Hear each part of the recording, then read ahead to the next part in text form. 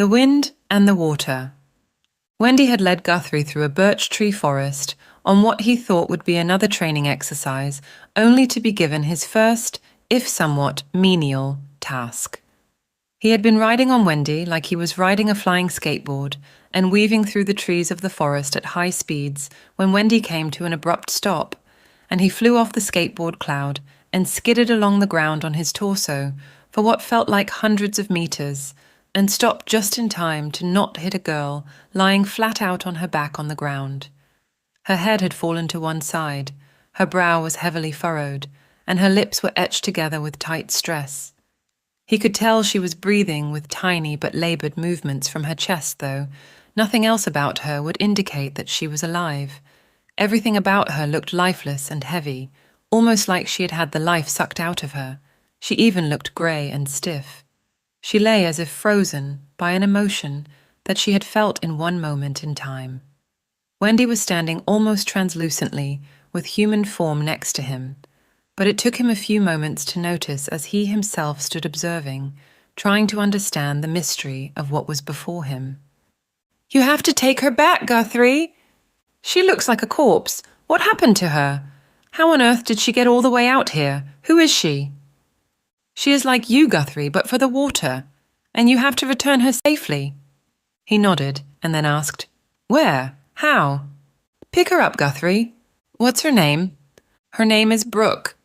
"But who is she? Just pick her up, Guthrie." Wendy's tone grew firmer. He leaned over and placed one arm under her neck and his other arm under her knees, and he slowly picked her up and he whispered, "Come on, Brooke, let's get you out of here." She felt a little stiff, a little like he imagined a corpse would feel. She was light in his arms. He thought that she may have felt heavier, like he imagined a corpse would be. "Settle down, son," he spoke to himself. He had to keep reminding himself that she wasn't a corpse, she just had the colour of one, or at least how he imagined the colour of one to be. She was alive, and he was so thankful for it. It was just that she looked so much like one. He stood holding her and contemplating her condition as Wendy had created out of thin air a door for him to step through and made commands about where he was to lay her, or Brooke, as he thought he should call her, because she was in fact alive. He had to remind himself for the umpteenth time that he did not actually know what a dead body looked like, but she sure did look like one to him. "Cut it out, son!" He shook off his overactive imagination. Guthrie had entered back through the portal after he had laid the unconscious, virtually comatose girl onto the sand on that desolate beach. Wendy had instructed him to leave her there, and it left him feeling a little uneasy. After he had queried Wendy about who she was for yet another time, he felt even a little more uneasy knowing she was quite like him in her talents, and that he had left her there to virtually burn to a cinder under that insufferably blistering sun. If she had been left in that condition after enduring whatever it was she had endured, what was he in for as a chosen one? The prospect sent goosebumps of exhilaration throughout his body. He reckoned that he could endure just about anything except for the heat from that damn sun. Even in the minute that he had been there on that foreign beach where he had placed Brooke, he had felt the rays of the sun burn through the shoulders and back of his jacket, and even minutes after leaving he could still feel the heat of it on his skin under his clothing. That bony whippet of a thing that he laid on the ground surely couldn't endure heat like this, could she? He acknowledged that her skin had looked weather-worn and even a little leathery, especially for someone who appeared to be only a little older than himself. He comforted himself with this. This was normal weather for her. She could hack it. He used this thought, and the thought that Wendy would not have allowed him to lay her in such a spot just to let her die if she were a chosen one. Wendy had got him to lay her there in that peculiar spot on the beach in the scorching sun for a purpose. And for that much, he was certain. He just had no clue what that purpose was and guessed that he may never know, though his curiosity about it all burned in him a little bit. So, here, Guthrie stood back amongst the birch trees in the middle of who knows where, for who knows what reason. Wendy had dissipated into thin air after his mission with Brooke, and had gone off to who knows where to do who knows what, and with no explanation to offer him at all. So Guthrie wandered, and because of his wandering, he noticed a little white marker on the tree pointing in the direction that he was wandering. Well, of course, curiosity won, and he followed in its direction and soon enough happened upon another. A few hours later, he was wondering if it was all worth the bother at all until the sight of sand dunes displayed themselves between the trees. He thought that he had smelt the ocean, but thought his mind to have been playing tricks on him. He knew better now, though. Guthrie walked to the edge of the forest to take in what lay ahead. It wasn't anything too spectacular, just large white mounds of sand that he had no interest in climbing. If he were to be asked by anyone what his interest in climbing sand dunes was, he would say to climb them would be like climbing a mound of salt or grain or quicksand. As he stood here now observing the dunes, he couldn't imagine even being able to stand up on them because the sand itself seemed so fine. He could just imagine himself sinking, like if one would fall into a grain solo. Guthrie also recognized that he knew nothing of such things as sand dunes, as he had never seen them before. He had considered himself to fear very little, except for that wretched and boiling sun that he experienced earlier that day. That was an experience he wanted to never have again, and he couldn't know exactly why it had shaken him so much, but it did. "Stop being so gutless, Guthrie. Start climbing your gutless wonder." He chastised himself for his cowardice. "It is only sand. Come on, son, do it."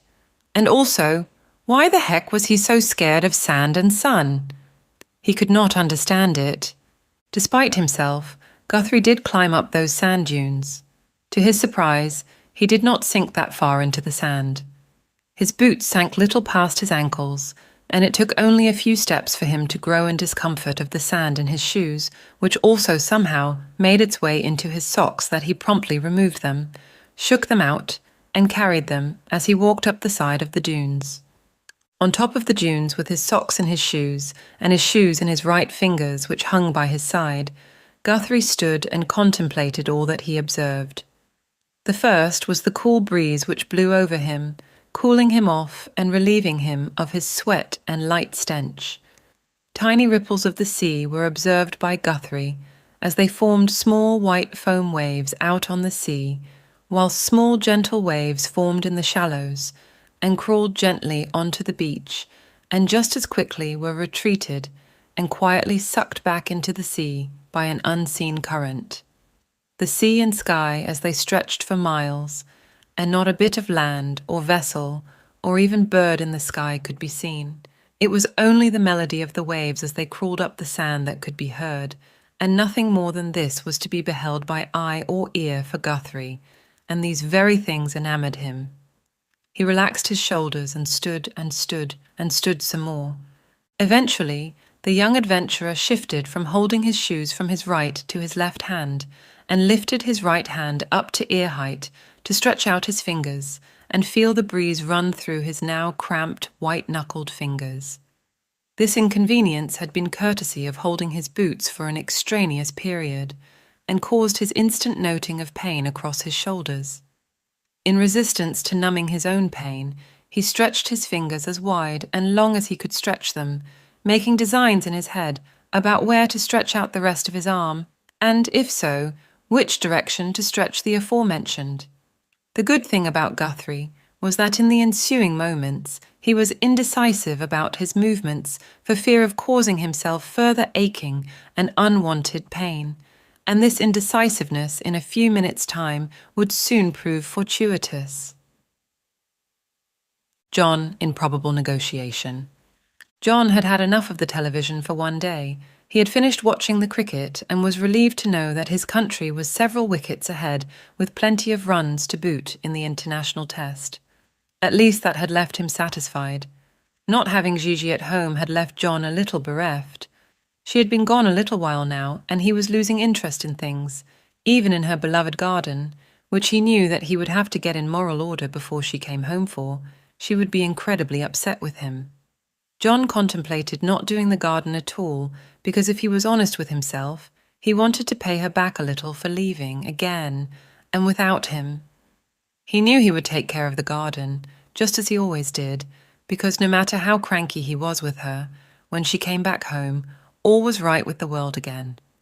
It was John who did most of the cooking these days, and it turns out he had quite a gift for it too, and it was a remaining joy he relished whether Gigi was present or not.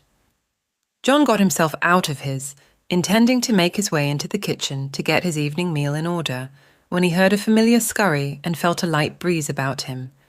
The room grew a little dimmer with grey, and a cool dampness filled the room. He stopped and rubbed the goosebumps off of his forearms as he spoke. "What brings you back here?" "You're good company," came a droll response. "I wasn't expecting to see you again." John stood unperturbed by what seemed to manifest in front of him, which was a dark shadow of a form which chose not fully to develop its own features, as he had no care for John, who stood before him.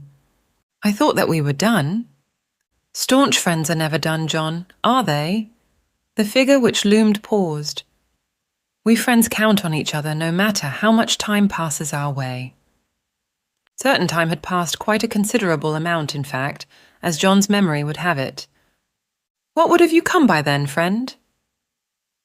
John was a little too tired for games, and he did not have the mind for wit these days, but a mind for impatience, and a personal desire for this company to end quickly and be in solitude once more. "You care that little for your wife, do you? That you want me gone so quickly?" John winced and tensed a little. He had clearly forgotten the astuteness of his present company. "Again, I ask, what is it you want?" "My brother Typhon grows closer to breaking the protection around Gigi, and then she is gone, unretrievable to you, John." The last words were almost a whispered taunt, goading John.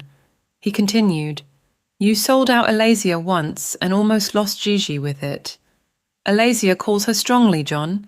Is it Alaysia that calls her so deeply, or is it Typhon that she hears and doesn't know it? Is it really my brother she hears and longs so deeply in her soul for?" John recognized the goading and years of wisdom told him not to be drawn into taking the bait as he did years ago. He knew it wasn't Typhon that drew her. He knew it was Alaysia that had his wife spellbound. John grunted, giving no other response to the dark loom that stood before him. "You can have her back, John, even with no memory of ever having been in Alaysia. I can even take you back to another time with no Alaysia in it, and her womb still intact." This caught John's attention. He eyed the shadowy form before him, who materialized and stood before John. The two stood before each other, ready for negotiation. "And how do I get to Alaysia, undetected?" "Well, well, well, look who we have here. Did you wake up with a hole in your stomach this morning? If you get that food down your throat any faster, you are going to choke and then vomit, young lady." Bridie's mother came up behind her to tickle her. "Don't, Mummy, I'll be sick." I can see how much food you're scoffing into your mouth. How come you're so hungry? Have you been out playing in the cold in the woodshed again?" Bridie nodded, barely able to keep her mouth closed from the sandwich she had shoved into her mouth, as she nodded, pushing the mass of curls out of her own eyes. "That is a terrific fire you started in the lounge room. It has been keeping the entire house warm all morning, and you haven't even been here to enjoy it." Bridie, with her mouth still full of food, nodded. Her mother eyed her, as crumbs had fallen all around her young daughter's feet. "You'll clean that up once you're done, young lady?" Meredith offered her daughter the mildest of warnings. Bridie knew that the desire for a clean floor was less the desire of her mother, but more the province of her father, and would do her best to make sure the floor shone like a beacon once she was finished. Bridie wanted to do everything she could to make sure favour was gained for a successful outcome regarding going on her fire camping trip, and knew that her father was the key to her long trip to Alaysia. Bridie had swallowed her big bite. "Yes, I will, Mummy, don't worry," she said, wiping the crumbs off of her clothes and onto the floor. Meredith frowned a little, but said nothing, and hoped that Bridie would do a good and thorough sweep, something that she knew her child was not adept at yet. The little venture of sweeping had come to a satisfactory conclusion a few moments later, and the broom was placed back in its usual spot in the closet hall when one young bright-eyed conspirator had re-entered the kitchen. Remember, Mother, when I was telling you about the fire camp that was going to happen in the woods? I would very, very much like to go on it. Remember you said you would talk to Father about that? Remember, Mother? An eager voice pleaded. Yes, Bridie, I do remember, and I did have a talk to your father, and it is a big fat yes. Now you remember that you will be away for 1 entire week, and there will be no way to contact us, except in an emergency. Meredith studied her daughter. You weren't sure you wanted to even go a few days ago, but now you are almost too excited. What's changed your mind? Bridie picked her words carefully. Well, you just told me what a wonderful fire I made, and I figured that I want to be treated like an adult. I must start acting like one, and that means going away to a camp all on my own. Plus, think about how much I can learn once I go. It is almost too impossible to resist. As much as Bridie had loved fire, she did not want to go on the wretched camp and be stuck in all of that snow and muck. Everything that she could learn about wood and trees and all types of fires, she could learn on her own. She knew that. Things had changed now, since Alaysia and a whole new world were ready to be explored. And a tremendous adventure was to be had, and an entire war to be won, of which she had learnt that she held a bit part. This was way too much for her to resist, and the camp would allow her to escape regularly to Alaysia, if not even stay there for the entire week. She might even not take herself to camp at all and tell them that she was not allowed to go, but head straight to Alaysia, though Bridie had not decided yet. She was unsure if any plans that she had concocted were all going to work yet. The one certain thing that she knew about Alaysia was that time worked at much the same speed as it did here in her realm, unlike it did in all of the books that she had read. Time usually moved at a different pace in all of her favourite books, and thought that it would be of immense help in her current situation, but it was not to be. Bridie decided that she would have to plan her escape route to Alaysia very, very well. At least the first stage of it all was having the permission to escape off to camp. Bridie wasted no time at all getting to packing up for her camping trip.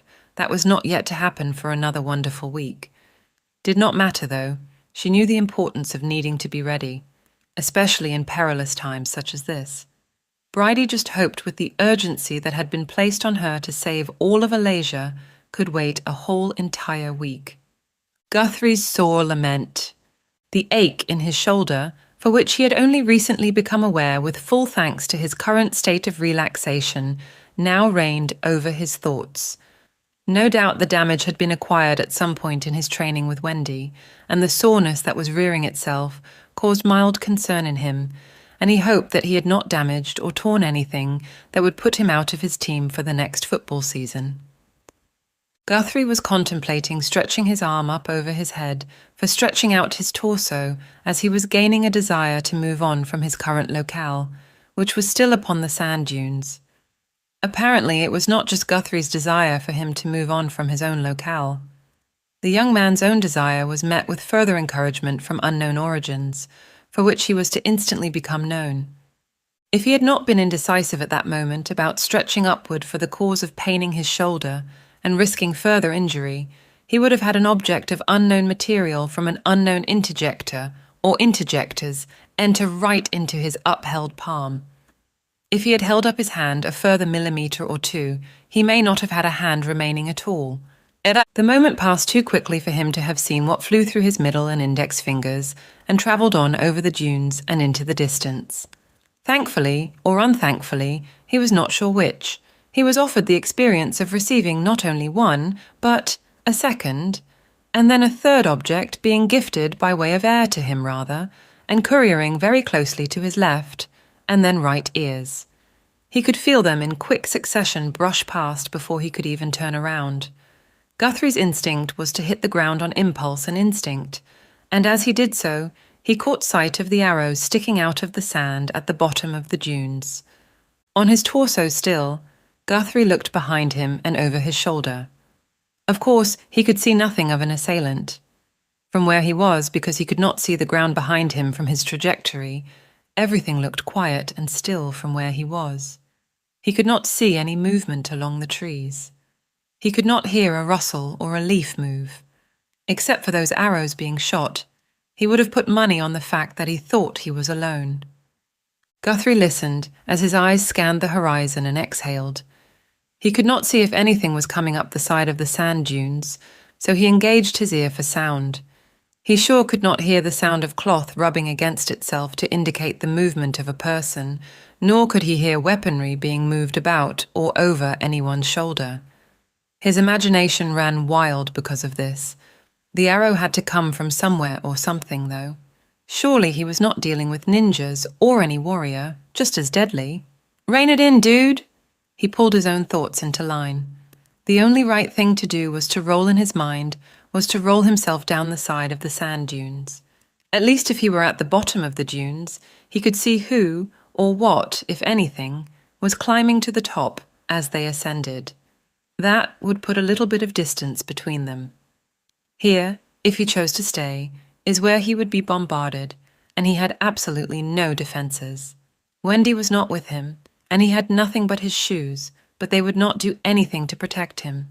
Guthrie knew that his body was too stiff to reach for his socks and shoes anyway, and his immediate instinct to get out of imminent danger. And so he rolled himself down the side of the hill, almost landing against one of the arrows that were jutting out of the ground. "Crap!" he breathed.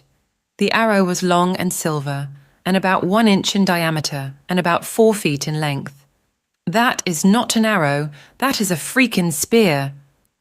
It had shot past Guthrie up on that sand dune with such velocity that its length could not be determined. It became apparent to Guthrie that he was lucky to be lying here. He remained on the ground, looking the spear up and down. He shuffled away from the spear, realizing his immediate potential demise. The other spears came into focus for the first time, all identical to the one he was trying to distance himself from. It was dawning on him that if the assailant had wanted to hit him, they would have done so with precision. Well, he had hoped that was the case. Or not, actually. It dawned on him that maybe his fate could be worse than death if the powers that be didn't want death. "Snap out of it, son," he scolded himself. "Focus yourself, dumb one. Move. Get out of here." Though Guthrie did not know where to go, there was only the ocean in one direction and a big sand dune in the other. There was not any cover on this side of the beach, only water and sand and dunes. Something flew right over his head as he lay. He glanced behind him. It was an arrow this time, and it had just fallen not much past where his feet lay. He looked in front of him, and his unknown assailant had shown himself standing in front of him, though quite a distance away. He stood tall and slight with his bow hanging by his side in one hand, and he was holding an arrow in his other by his side. His feet stood slightly apart, but firmly pointed in his direction. He was not sure whether to lie where he was or stand up. He could not see either ending well. If he stayed laying down, he was vulnerable to any attack, but he knew that he looked passive on the ground. If he stood up, it could be mistaken for a sign of aggression, and he for sure knew that he did not want to get shot by spears and arrows.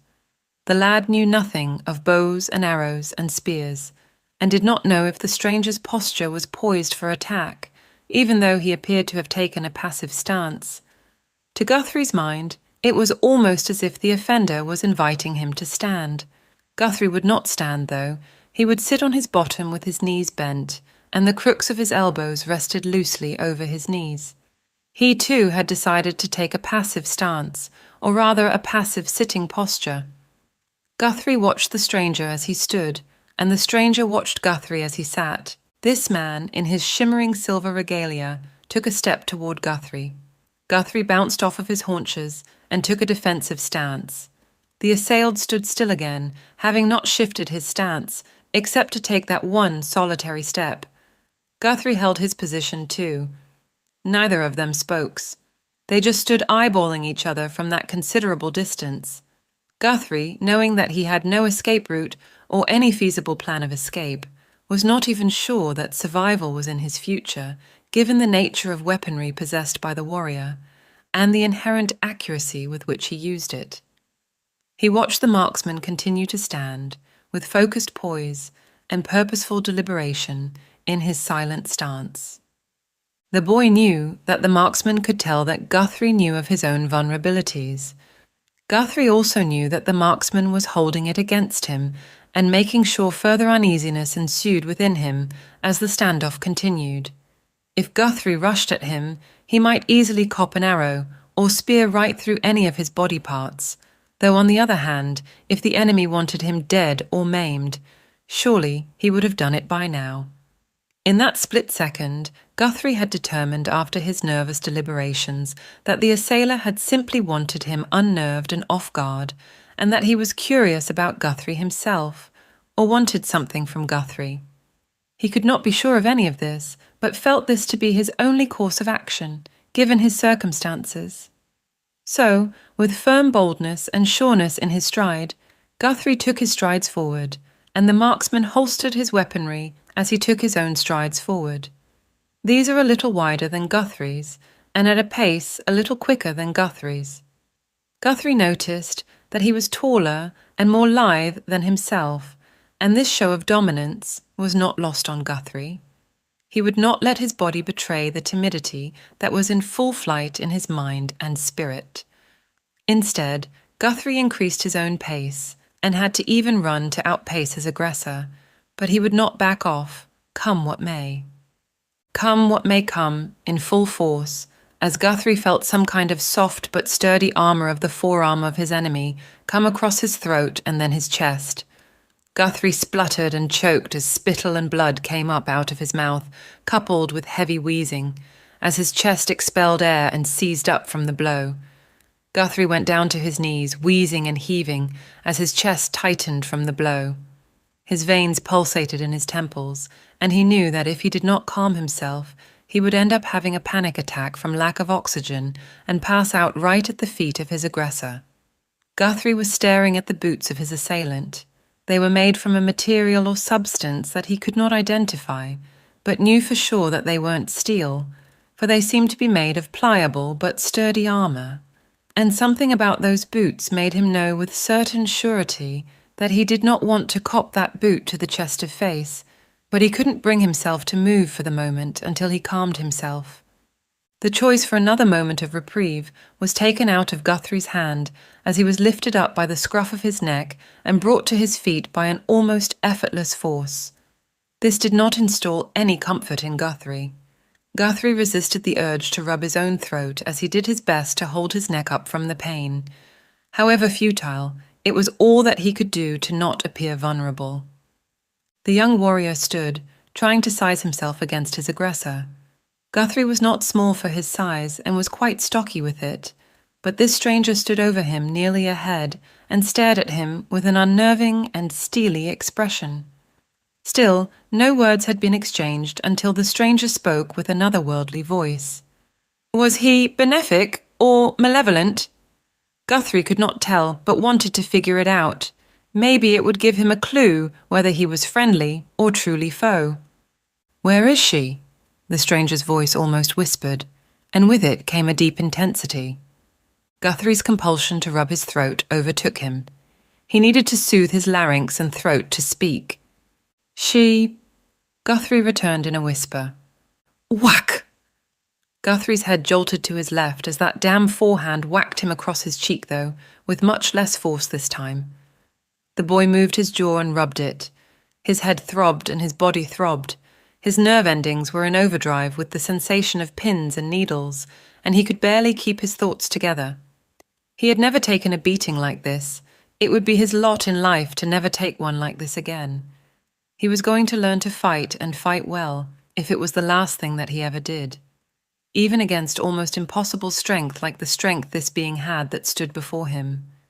He whispered to himself under his own breath, trying to collect himself and his thoughts about the question that he had just been asked.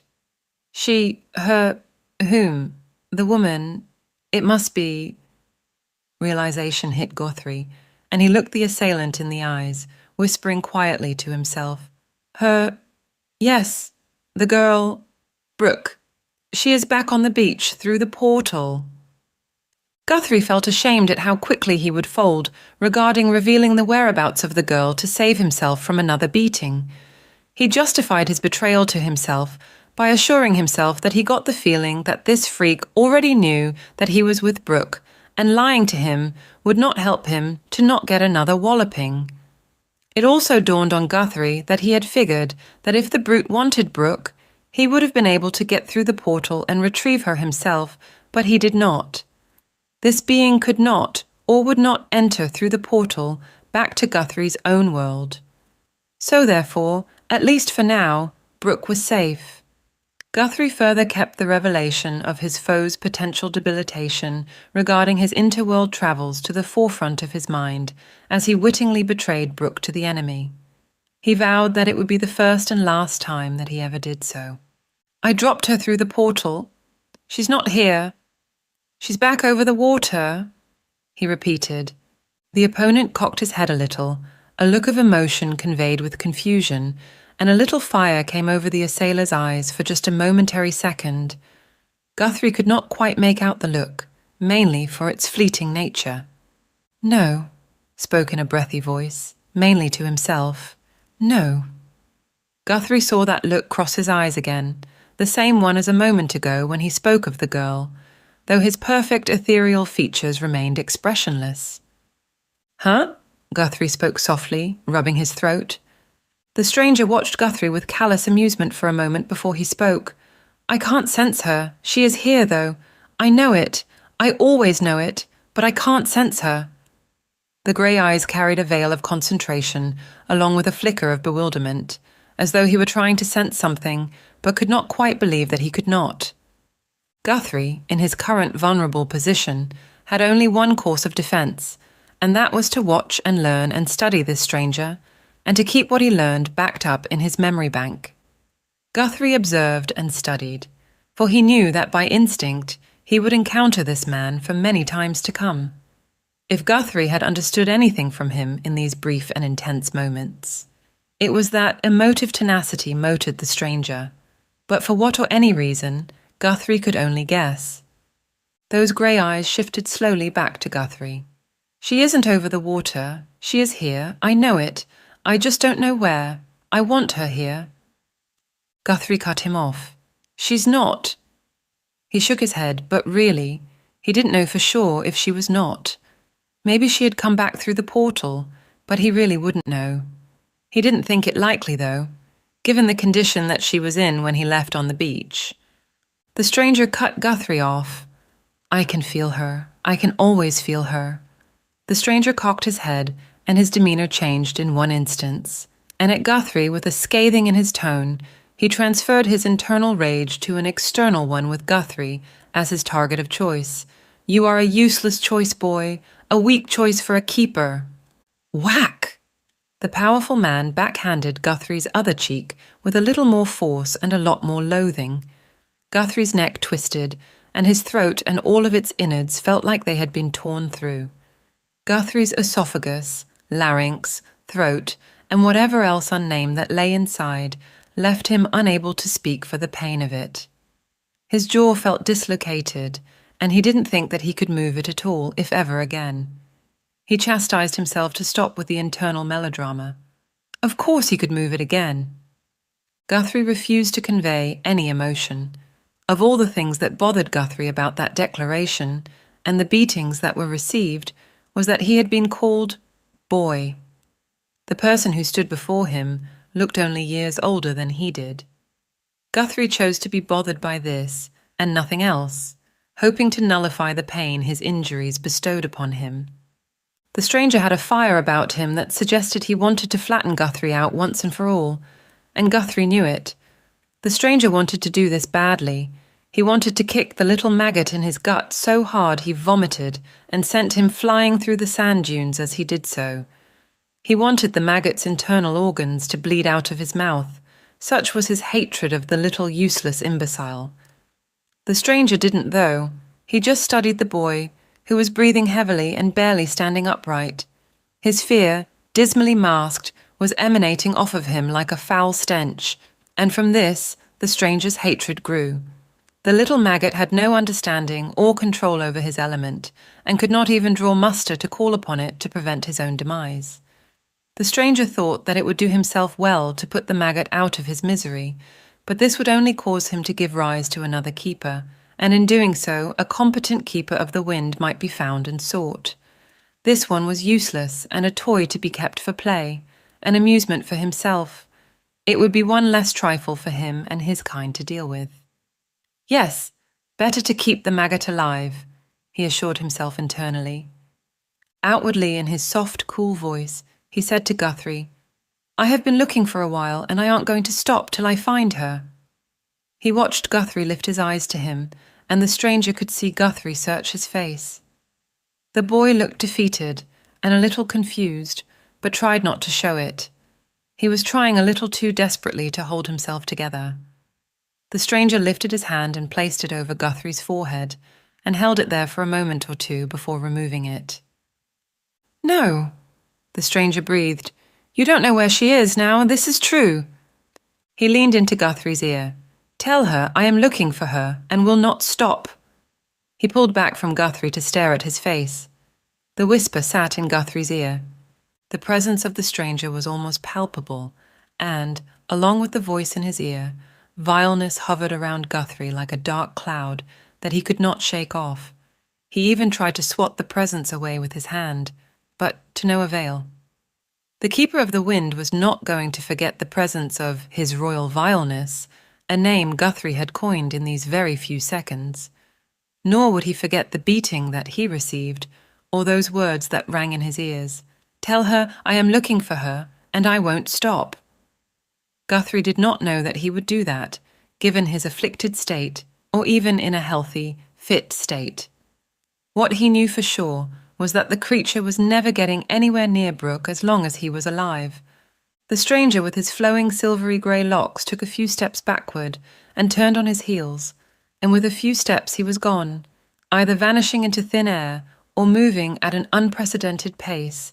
Guthrie could not know, as his exit was far too quick to tell. In the blink of an eye, there stood Guthrie Wilfred Wilkie III, one solitary person in a place he could not identify, and on the verge of collapse with injuries he did not know the extent of, and with all this in mind, he had no clue how to get home. The tiniest of wry smiles made its way to his lips. He was kinda liking the exhilaration and the pain of it all. "John, oh John, what have you done? Again? A do-over for their lives." It was more than John could ask for. He could go with Gigi back to where it all began, back to their early days, and they could do things right. They could do things their way, without interruption, just as they were supposed to be, happy with no interruption to their lives. Two people raising a little family together in the humdrum of life, with mowing lawns and Sunday roasts and fending of dogs and nosy neighbours. Just how he dreamed that life together should be, just himself and Gigi, with some grubby little offspring running around. The previous event should have given John pause, but it did not. What went wrong the first time could surely be rectified a second time. Whilst he was just as desperate for the same outcome as he ever was, which was a simple and ordinary life with Gigi, he was wiser and more patient now. Neither of them would remember one thing in their new life, so what would it matter anyway? John kept his eye on the presents before him. The temperature had dropped a degree or two in the room, despite it still looking sunny and warm outside. A little chill caused a goosebump or two on John's arms. Though wanting to, John did not blink. He wanted to adjust his eyes to the growing dimness in the room, and he wanted to observe the shadows on the walls. There were no trees outside the windows of this particular room, and he tried to keep his thoughts on the proposal of the one that stood before him. "You have never been a treacherous fiend to me, at least not yet, until I have outdone my usefulness to you." John contemplated. "I consider you a compadre, a comrade, and a friend." Returned was a sizzling but smooth reply. As he spoke the last part of his sentence, the temperature in the room dropped a sharp degree or two, and goosebumps rose upon John's shoulders and arms, and he shuddered involuntarily from the cold. John's friend's eyes flickered in recognition, but John did not catch this. "No, it has been a long time, but I think that I have enough gas in the tank, yet I say yes." For all John wanted was his wife and his life back. John's task. What would be required of John was to enter Alaysia and John to source and switch off the sealant dome of protection that hid Gigi. No time would be wasted. John's comrade would disappear him to Alaysia, which he did with immediacy from his own house to place him just outside the village of Nami. John would be held in disguise, and at the first available point of availability, he would enter the little township and into a small steepled hut that sat just off to the left of the town centre. In it, John knew what a trove of secrets and treasures that it beheld.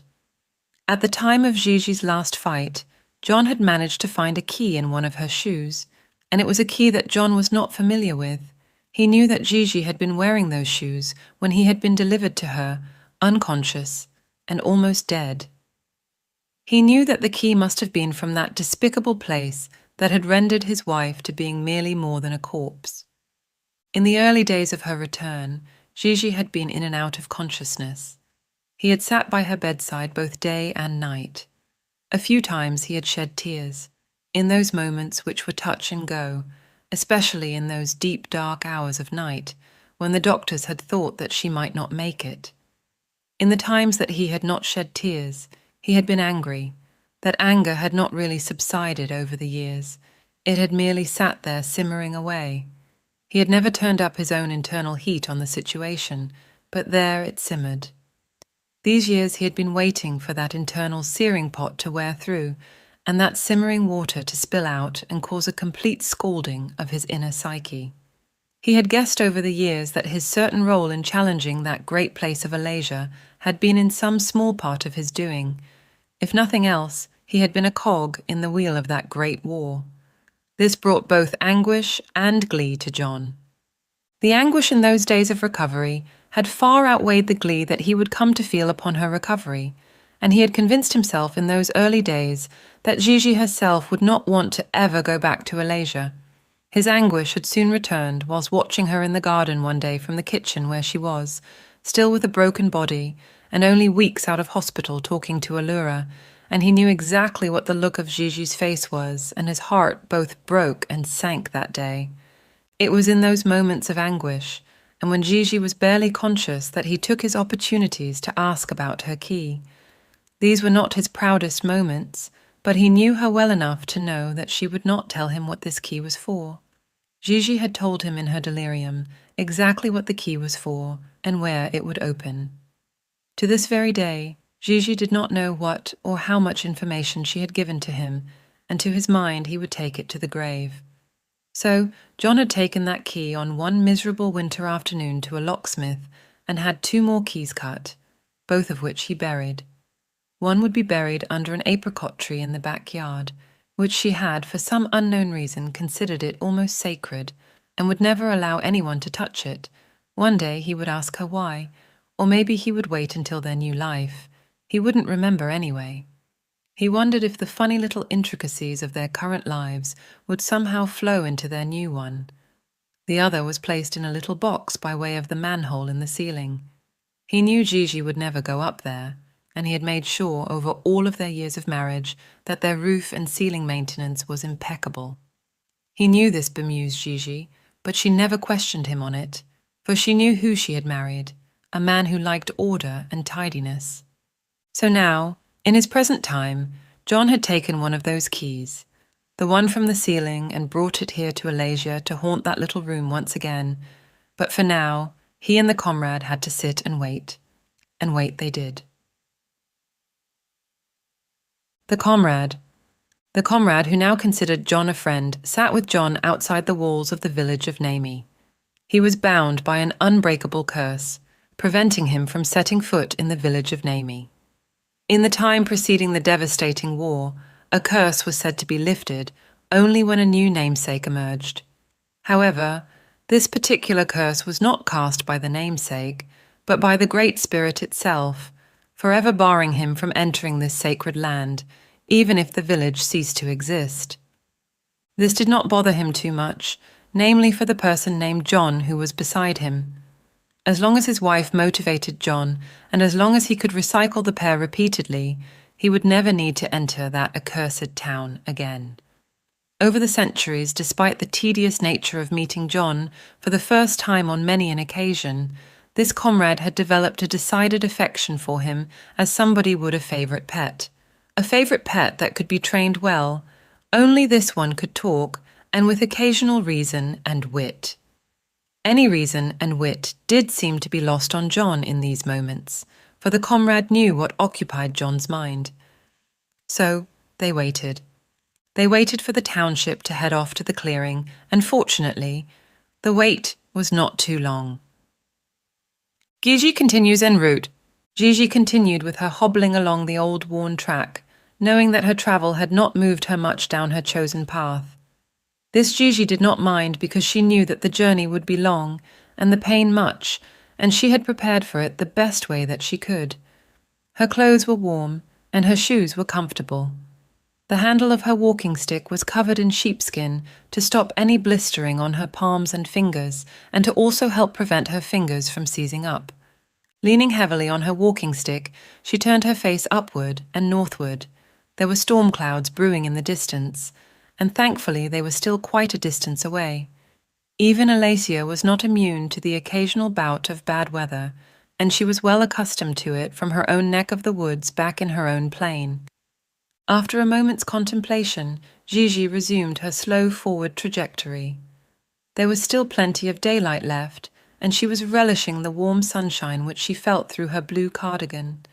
The sun felt so good on her skin, and she could feel the sun's gentle warmth even into her bones, and her old bones drank it up like a cool glass of water on a steaming hot day. It was so good not to feel cold in her bones. And it also helped ease the stiffness and swelling in her joints, which brought her much personal relief and a little joy in her heart. It sure helped her feel younger, and Gigi was certain that if she had a mirror, there would be a considerable amount of decrease in the wrinkles on her face. A little wry smile came to her lips, and also a twinkle to her eye. As much as Gigi pretended that she did not care about her appearance at her age, she did. The old lady had mostly given up on caring too much for her own appearance after her injuries from the last great fight for the pain of them all. It really was too much for her to care about her own vanity, and her day-to-day life really was consumed by the severity of her injuries, and healing them, and then living with them. She had convinced herself, even after being able to resume some kind of semblance of a normal life, that physical appearance just did not matter. John had certainly made this known to her on more than one occasion. He was rather incessant about it. Gigi had then, after the insistent reassurance of her husband, decided that vanity did not matter at all. Her husband had constantly assured her that being alive was all that mattered in the world, especially to him. So Gigi had oppressed any desire to retain or maintain any of her former proud nature regarding her appearance, and with it suppressed her desire to indulge in much personal care other than hygiene and general personal maintenance, and with it the oppression of the style that she loved so much in her young womanhood. In her elder years, as she was now, it was quite expected that she would certainly be wrinkly, grey-haired, and hunch-shouldered, and these things she certainly was. Had previous and certain circumstances not been what they were, Gigi now indulged herself with the thought that she may have been able to stave off the appearance of old age for many more years than she had. She may have looked considerably more noble than she currently did. It stung her a little too much to think that she may have looked much younger than she did now. The elderly woman refused to entertain this thought at all. She blocked it out with immediate urgency. No matter, she told herself. What use is vanity, anyway? No proper use at all. Certainly none, as I waddle here along this path. Even now, alone on this path with nothing but her own thoughts, Gigi still oppressed the thought that fine clothing and beautiful adornments, scented cream and perfume did not matter. Yet they did matter to Gigi, though, even if she would not admit it to herself even yet. Again, Gigi sighed. Sighing was a cathartic experience for her. It helped her expel any unreasonable agitations that she considered herself to have. It really helped her nerves to sigh. In fact, it had become a great pleasure for her, and a source of comfort too. She frequently felt calmed after she sighed. Somehow, sighing also seemed to give herself the allowance of letting her thoughts wander inside of her with abandon. She did not allow her mind to settle on any particular thought for too long if it was not a thought or idea that she wished not to imagine or explore. This free-flow thinking encouraged Gigi's body to keep moving forward without the nuisance of focusing on her physical afflictions. She could dream, and this is what she did. She dreamed up many scenarios of what life may have been like had she lived in another country. Or if she had never been married, or even if she never had such wonderful parents. She imagined life as rich and poor, both slave and free. She imagined her life as a world-class violinist or intellectual, even as a musical prodigy, living in abject poverty. She imagined her life in many varying states as she walked, and her imaginings were only broken because the sun was bowing for the evening and her stomach was letting out a modest growl. Gigi did notice that the storm clouds were quite a distance away, but moving in her direction. She could tell by observance that the storm should not hit until tomorrow, and was deciding within herself whether to continue her journey on foot through the night and bed down until the morning. She had certainly covered a little more ground than she imagined that she would. A few things were to be considered in her decision-making. The first was that she could continue on through the night and rest during the storm, but that would leave her body clock out of whack, and she was not sure whether it would be easy for her to recalibrate it back to a normal sleeping pattern, and this would make her tired and bone-weary for the great fight. A second option would be to bed down from now and rest until the storm passed tomorrow. This made sense to Gigi. It would give her lots of rest and keep her strength strong. She could always call on her helpers to move her along faster, should she be losing too much time if the storm was a long one. She sat on a rock and watched the orange and yellow curtain descend for the night, but before darkness kicked in, Gigi called upon the earth to construct her shelter. A large oak tree shrunk to 1/3 its size and opened up its trunk, and Gigi entered. The oak tree had used its own branches, leaves, and surrounding moss to construct a bed of full comfort with pillow and coverings included. Next to the little wooden bed, a Cape gooseberry plant had formed, and the paper coverings on the Cape gooseberries lit up like little lanterns, giving her gentle light to see the night through. Gigi popped her head into the tree trunk to notice these things and more. It was more than sufficient for a good night's sleep. Being satisfied with this, she decided that she was quite hungry now and called upon the earth for nourishment. The earth and its plants, delighted with her request, offered her up a banquet of delights of all kinds. The earth, in only seconds, grew plants to full bloom with produce in full ripeness, and offered its guest all manner of things. Gigi ate all the honey, figs, dates, kumquats, apricots, and berries, were just a few. She ate various kinds of vegetables too, and she ate until she was more than sufficiently stuffed, and she felt very good and very nourished. It had been her desire to wait until the end of the day to eat, for it was something to look forward to, and she loved to go to sleep on a very full tummy. Gigi had wiped her hands and mouth on some moss and had found a place to relieve herself before entering into her quarters for the night. The oak tree had kindly made a little side table for her, and on it was some eucalyptus oil and some lemon balm. She thanked the great spirit of the earth and the oak tree, and used these substances on her various aching body parts. Her knees were red and swollen, and she found instant relief with a few drops of the tonic. She applied these to all the aching parts of her body that she could reach, and then got into her bed fully clothed, except for her blue cardigan and shoes and socks. Gigi was tired and content as her eyes closed on the pillow of moss, and she pulled the green moss blanket over her body and tucked it under her chin, and instantly fell asleep as happy, peaceful, and carefree. One moment in time. It had taken time to process that last encounter in that strange wonderland, and even more so, what had happened in her bathroom at home. Brooke had been subdued in her nature for the best part of a week, and had spent most of her time at home, snuggled in her bed or in the hammock in her backyard. She had even taken time to cook and be in the kitchen with her dad, who loved to cook, at least more than her mum did, anyway. Brooke did not feel any great desire to go back to the beach or to even take a bath. She still felt wounded, though every other day she showered. The process of processing her thoughts and feelings was something that Brooke did not want to face. She felt like her psyche and her soul were wounded, and she felt tender there. If anyone around suspected anything was wrong, they did not say, and she was grateful for this. Brooke guessed that they thought that she was just going through one of her melancholy stages and left her to her own devices. So she occupied herself with other things. One of those things was sitting on the front porch before the sun kicked into full strength with her father. She lifted up his arm and placed it over her shoulders and snuggled into him. "Morning, Dad." "Morning, my girl. What are you doing up at this hour?" "Wanted to watch the sunrise with you. I couldn't sleep. I reckon that I have been home too much this week. You know how sometimes you just feel like staying home, Dad?"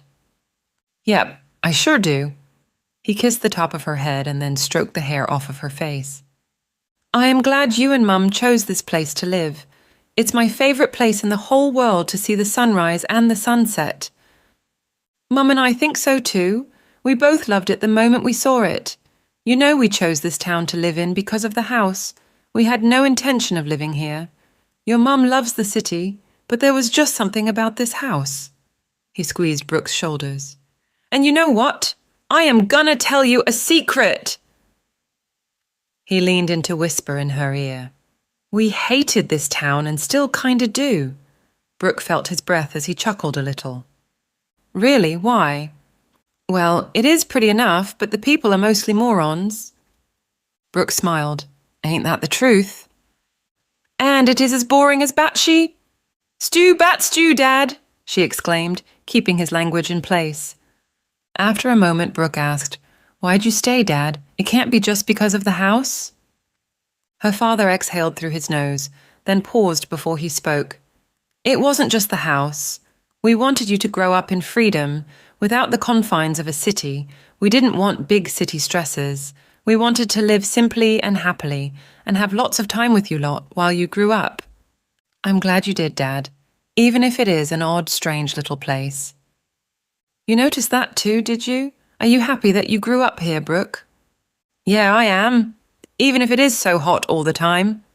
"Look, here comes the sun, Brookie. Lots of red in it today. Going to be another scorcher." "Yep, not gonna lie. My heart kinda sinks when I see that red sunrise. Maybe we can go to the snow next summer, Dad?" "I reckon we could do that, my girl." And after a pause, asked, "Are you doing okay, Brooke? In life?" It was Brooke's turn to exhale out of her nostrils, and she was a penchant for a moment before she spoke. "Yeah, mostly." "Mostly?" Dad repeated. "This is a strange little town, Brooke. I can understand that you would only, mostly, be doing okay." "You keep saying that it is a strange town, Dad. What makes you keep saying that?" They both eyed the sunset. Brooke's dad was on the verge of speaking when they both heard someone calling from the front door. "Oh, there you two are. Coffee's up." "Thanks, love." "Thanks, Mum." Both Brooke and her father stood from their positions and made their way inside. Brooke got the distinct impression that her dad was going to open up about something, and this cheered her up, and she flirted with the idea that maybe he knew something about what she knew, and this gave her much internal comfort. In fact, despite not really having any clue about what he was going to say, she felt warmed by the whole encounter and felt her spirits lifting. She knew her dad quite well and felt like he knew he had something to open up to her about, and she felt like she may have an ally in him regarding her forte into the unfamiliar. She had never really known what her parents had thought about the peculiar, but her father alluding to it in their encounter this morning left Brooke believing that he may actually be familiar with the unfamiliar. This left her peppy for the whole day and feeling mostly like her old self again. A smile came back to her lips and an appetite to her stomach. She was ready to face the world again. She was not in this alone. Her dad was by her side, and everything was right with the world again. A lost friend, found, The little Cape gooseberry plant with its many miniature lanterns gently offered warm and soft light, but it was not enough to stave off the haunting dreams that Gigi had endured. She groaned and made little noises in her sleep, and tossed a little. The storm was yet to hit outside, and not a sound could be heard in the forest. Only the sound of Gigi's murmurings could be heard deeply within the tree stump. The frail old woman could not refrain from the visions she was having. She could not refrain from them at all, no matter how much she had tossed her head about on the pillow of firm moss, or turned in the bed. As much as she wanted to open her eyes, she could not. In her dream, she could not see anybody because it was all black in her mind's eye. She could hear a smooth, silky voice calling to her in soft, whispering tones. She could sense the dark but caressing affection in his voice. He repeated her name several times over with sentiments of affection and harassment, with a touch of urgent desperation once or twice, but always in measured tones, and with being sure to never express aggression. Gigi knew this voice and knew it well. It had kept her from sleeping over the decades, and certainly on more than one occasion. Somehow, she saw herself in her dream standing in the darkness and with it, in silence. She saw herself looking around for the owner of this voice and his position. Even in the blackness, she tried to pinpoint his locale and knew that it was in vain to do so. She could not locate which direction the voice was coming from, and this bothered her. She knew that he knew exactly where she was, and she had no clue where he was. Every time he spoke her name, his voice sounded like it was coming from different directions. In her dream, even though Gigi refused to respond to the voice, she listened with intent to it. "I have found you, Gigi," and just a second later, "Gigi." The voice sounded a little distance away and said, "I never stopped searching for you, Gigi." His breathing grew a little more rapid and a little more excited. "And now I am right back here with you." Now the voice was in her right ear. Gigi tried to swat it away, but nothing or no one was there. He continued with his taunt, "I never stopped looking. I will never stop, Gigi." In her dream, Gigi stiffened. Little did she know that laying in her bed in the trunk of the oak tree, Gigi's body stiffened too, and her own hand in reflex tried to swat the voice away from her ear, her physical body somewhat mimicking her dream responses. She lay part paralyzed in her bed, as she stood part paralyzed in her dream. In her resolve, the old woman absolutely refused to show him any physical fear, and she stood resolutely. He sounded exactly the same, like he had not aged one moment, just like he had when she had first encountered him those many decades before, though she had been much younger and much sprightlier then. This truly was far from their first encounter, and she had defeated him before, and she would again, hopefully, with finality this time. Thinking of such things caused Gigi to recall their last altercation, and this tired woman's conditioned response was to cease her own remembrance regarding the matter and to do so with immediate urgency. So, instead of engaging with emotional response and against her own will and better judgment, she whispered. This whisper was endowed with a similar seductive emotion that matched the perpetrator's own. "I will finish what I started, Typhon." A little smile left her lips, and a fire came over her eyes for a moment as she breathed his name. She knew what it did to him when she spoke his name. "And I won't turn away from you like I did with your mate. I will watch until the very end, while I scream with gladness and both whisper and shout your name as you fall to your demise." She breathed the words with scathing callousness. "I will be the last voice you ever hear, and the last face you ever see, and my voice will haunt you. And I will make sure of that. I will haunt you forever, Typhon. You will never be with your mate. It will be me that haunts you while you lay in your fiery grave, longing for your love and your longing for your recompense. Your longings will be severe and will never be satisfied, and you will continue on with much love and hate." Then, in an even lower tone and breathier tone, "Do you hear me, Typhon? Tell me you hear me." She taunted, and then in her lowest whisper yet, "I know you hear me, Typhon." A screech came long and loud, forcing Gigi to cover her ears and bend over herself, hoping to alleviate the noise level and pitch of the scream. The screech was so loud that she felt small, warm drops of blood come out of her eardrums and onto her fingers. She pulled her fingers out of her eardrums as the screeching faded. Then, in the darkness and out of nowhere, she felt something. Even though there was no sense of Typhon's presence except for the sound of his voice, she felt a solid but not too severe whacking. In an instant, she felt a scratch across her face and more warm blood dripping down her cheek. She felt her cheek and could feel a scratch had been made across her cheekbone. The scratch was not long and only a little deep, just enough to cause blood to draw. She instinctively knew 3 things about this occurrence. The first was that this was a warning shot only, and secondly, he had not laid her out, so he had other plans for her, and they would not be acceptable plans one little bit. Thirdly, he now knew where she was at all times, and that she did not like one tiny little bit. Naomi had told her that she would remain under invisibility, but Typhon had found her. Before she had time to gain her wits, both in dream and slumber, she heard a loud clap of thunder. This clap of thunder was not in her dream, though. It was outside of the safety of the oak tree, and it woke the dreamer from her slumber. The rain came down heavily with force, and the rain sounded like drums in its own right. She could hear it slapping on the ground outside. Gigi shot up in bed, and a second clap of thunder sounded. Her little hideaway was dark except for the Cape gooseberry lantern plant and the lightning sheets which shot their brightness through the makeshift moss door. She briefly wondered why the oak tree had not given her a solid oak door, but did not dwell on it because she had other matters that required immediate attention. She had no idea what time it was, but guessed it must have been heading into daylight, or at least early morning, because the storm was due about that time. It was too hard to tell because of her position inside of the oak tree, which was deep and quite naturally dark due to the expanse of the branches and the thickness of leaves on them overhead. Her face stung, and she felt something dry and itching on her ears and cheek. Her ears were ringing, and that damn thunder, which was thundering every other moment, was not helping.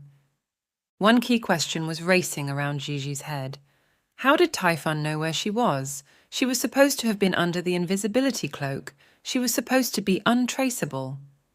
Gigi called upon the earth to offer her balms and poultices to help with her wounds and ringing ears. She took remedies of potent turmeric, onions, and unusual wild mushrooms for the ringing of her ears. She used a balm of coconut oil and castor and comfrey powder mixed with a little chickweed.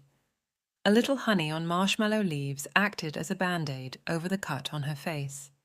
She lied on the bed to ease her swollen head, hoping upon hope that the storm would let up, so her aching head could ease. Typhon. Typhon thought of Gigi and raged inside as he did so and kicked his stallion. He would ride this horse until either he calmed down or the stallion fell from exhaustion. With wild agility and clear abandon, Typhon rode his stallion at full pace, geeing the horse on to maximum pace, and his horse neighed in derision, coupled with remorse. For the horse knew what was to come, and on cue, Typhon whipped the horse's flank, and the stallion responded, knowing better than to aggravate his master further. Typhon bellowed as he rode, a deep guttural bellow that shook the trees and animals around him. More than a few miles radius. The birds rustled the leaves and the branches as they flew off in fear, and the ground fellows scurried from their duties and into the safety where they could find it. All creatures, great and small, knew of these screeches and bellows, and despised the source of where they came from. All and sundry were thankful their woeful visitor was here, but for a few moments, and all their eyes watched him passing dubiously from the safety of burrow and bush. She is likely here for the battle and for him. He did not doubt it. Even in old age, that fearless and glorious creature, who knew no fear of him, wanted recompense just as he did. His thoughts and memories raced through his mind and body as he rode. That first time they had faced each other in the First Great War, she knew no fear of him even back then. In fact, he could sense her hate of him. It was like a perfume from her, this hatred, and he breathed in every scent of it, and even to this day he relished and basked it in. The first time that he encountered her, she had not taken her gaze off of him when they came face to face in the wooded land, and she had eyed him with not an ounce of stress or fear. He had seen her watching him and had watched her back. She was calling on the earth to create an arrow and bow of her own, and cause the tip to be drenched in the poison ivy of the most serious kind. She did this without taking her eyes off of him once, and without hiding any secret of what she was doing or her intentions of doing it. He had stayed on his horseback a distance away from her and watched as she picked up the freshly made arrow off of the ground and had dipped its tip into a little puddle on the ground. That little puddle on the ground was steaming, not from heat, but from a poison nettle, and the earth woman had dipped the tip of the arrow into it slowly, eyes still firmly upon him, and no expression upon her face would be made. Even though it was the first time he had ever laid eyes on her, he knew exactly who she was, not only by her stately appearance, but by her steady countenance. He still did not know if she knew him before that day, and knew that Gigi would never tell. She did like to keep certain secrets.